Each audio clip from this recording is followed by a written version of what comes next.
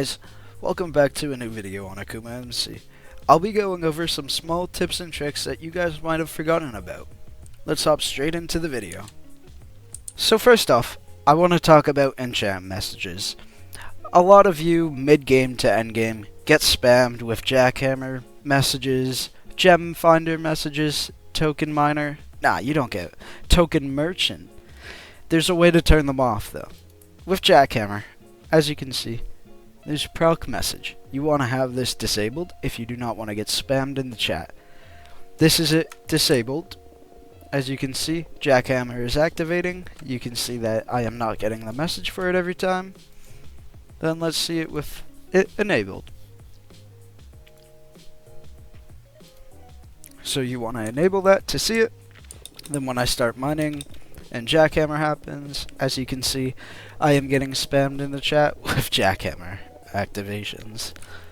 So that's just a little tip. You can do this with any enchant. I normally just do it with jackhammer because it gets annoying. So I like to turn that off. Alright, let's move on to our second tip. The second trick that I would like to show you guys is reward filtering. So if we go to /keys, then there's a, if you leave it, you can see there's info, withdraw, and then there's filter. You want to go to filter, click enter. Then for the keys that you open, you can disable getting these rewards. So clicking on them disables them. Right now that's enabled, that's disabled. So I have all of these disabled, except for these, so I can salvage them. I have all of these disabled, so I don't get any of these from any of the keys. I get no TNT, and I get no hoppers. So that's another trick that you guys should know about, is filter rewards with keys. And yeah, let's move on to the next trick. The next trick might be a bit obvious, but it is PVs.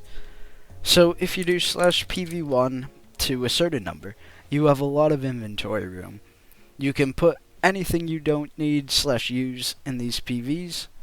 So make sure you do that, clear up your inventory for more space. The next tip, which is the fourth one, I think, is /ornaments.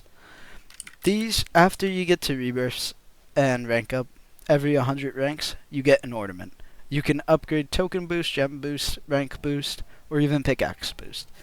These help mid-game, late-game, and early game. Make sure you go for token boost first, then I would say go for rank boost, gem boost, then pickaxe boost. Make sure you guys check out ornaments. Make sure you have everything maxed by your first ascension. And then let's move on to the next tip. Our next tip is pretty obvious.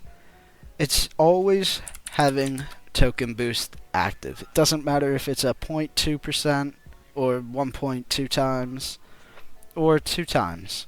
Whichever token boost you have works. A token boost is a token boost. And make sure you keep your PVs clean so you know where everything is. You don't want to lose some important items in your PV. So I have a PV set for a boost. Then the next tip would have to be, move on to the next tip. This tip is a pretty endgame tip.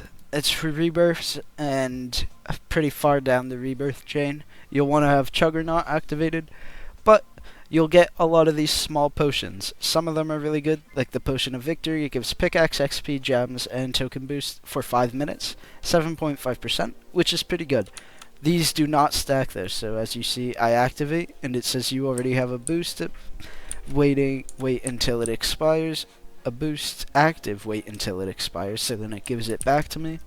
And as you can see, I can only have one activated for 5 minutes, but it helps a lot with getting tokens, gems, XP, all that.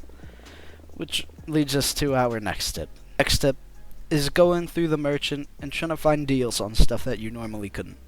For example, if we come here, some players don't need token boosts, so they sell them for cheap. Right now, the cheapest that you can find is 1Q. Never mind, 350 trillion. This is a steal for a 1.9 boost. As you can see, everything else is very expensive. So you can find really cheap stuff like this, which I'm gonna buy, because that is a really good deal for a boost. You can find boost vouchers. You can find ranks for cheap. You can find attachment boxes. You can find skin shards. Let's see if there's anything else. There's also crystals that you can find, skin shards, custom tags, attachment rerolls, attachments, skins, of course, and robot generators. There's 61 for 6Q, which isn't bad. And speaking about robots, that gets us into our next tip. You always want to be checking on your robots. There's token and gem robots, which token is the more important one. It makes a lot of tokens per day, if you have a lot of them. Right now I have 1,000, almost 200, and I make 11Q a day, almost 12Q, which isn't bad, so I check up on it now and then. And then there's, of course, going to be gem robots. These ones aren't as good. I only get 500 million a day, which is kind of ass, to be honest. And yeah, that would be all the tips and tricks that I have for this video.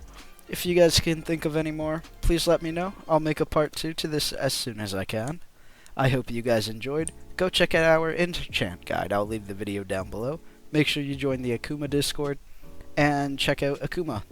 I'll see you guys later. Take it easy and enjoy your day. Peace.